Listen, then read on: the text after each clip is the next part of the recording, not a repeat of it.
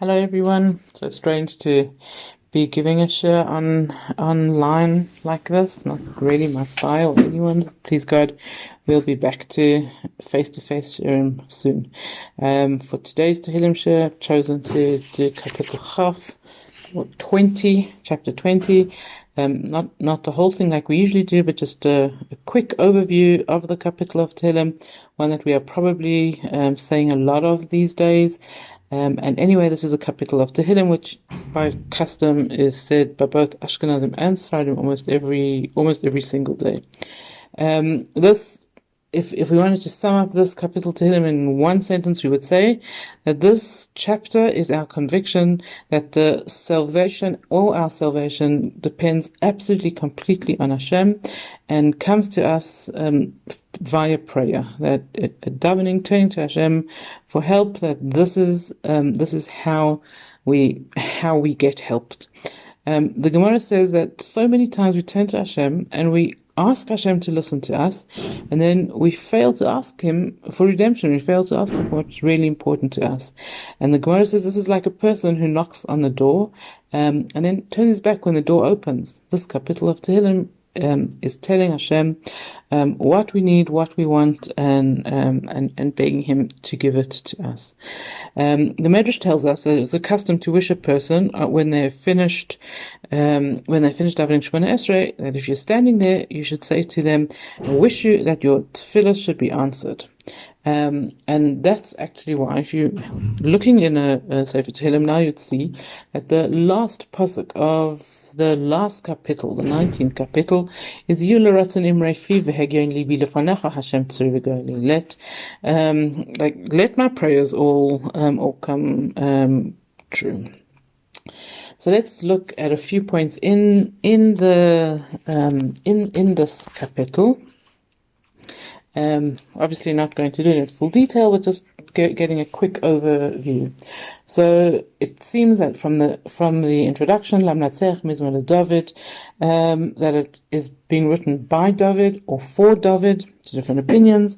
According to Rashi, this Kapitel of Tehillim was said by David.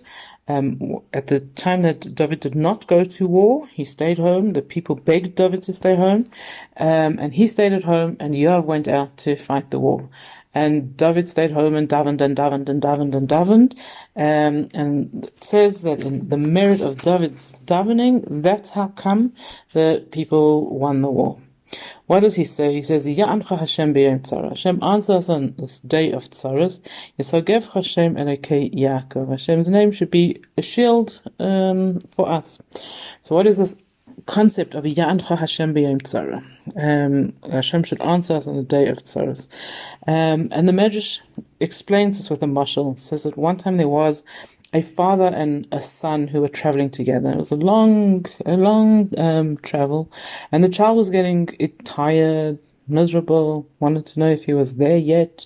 And he says to his father, "Are we nearly there? Are we nearly there? Where's the city?" And the father starts to give him different signs. That he'll look at different signs, and as he sees those signs, he'll know that coming closer and closer to the city.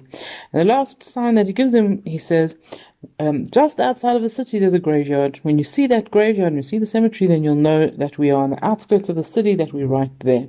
The entrance is there.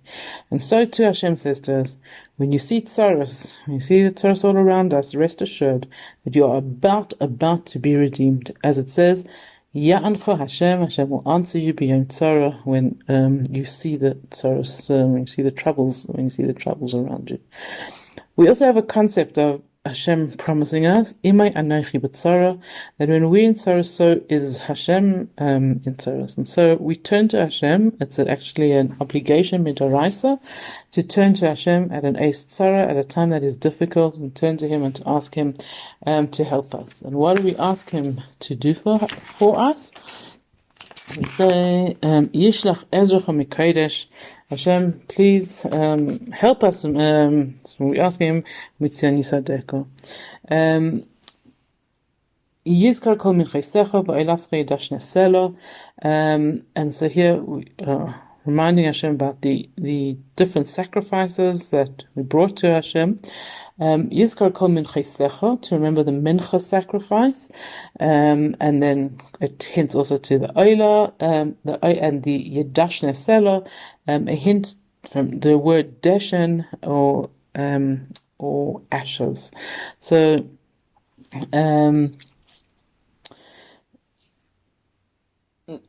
every day when the Kohen would come to bring the new korban, he would start by taking a handful of ash from the previous day's korban, that which was left over from the previous day's and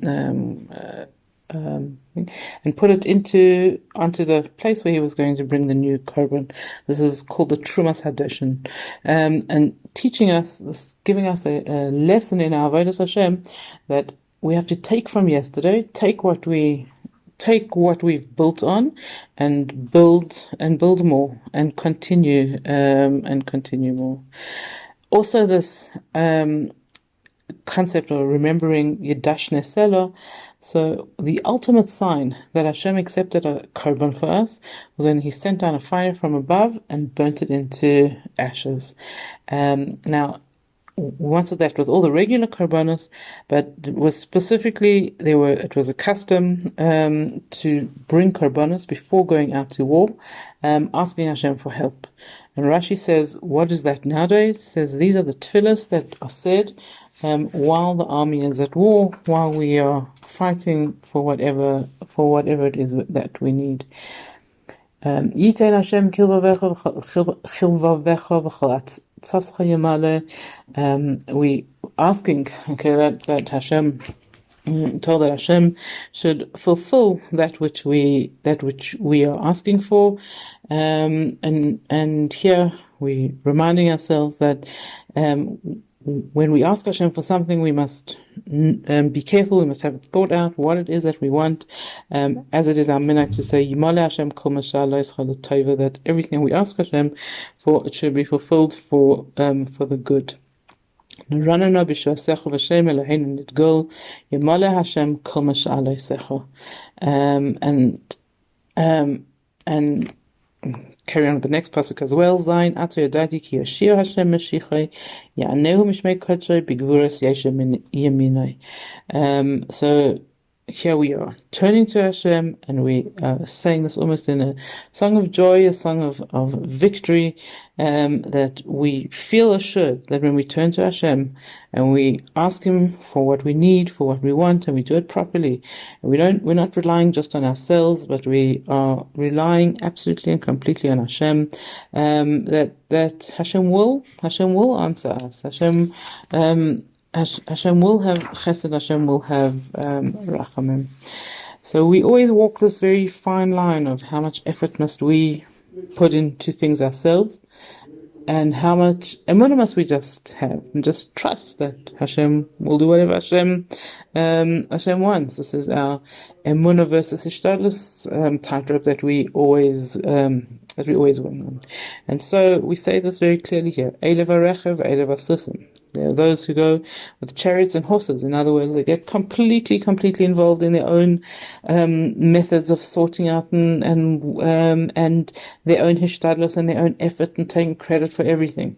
But we know that although we have to have the rechev and the susim, we have to have the make our own effort for everything. We know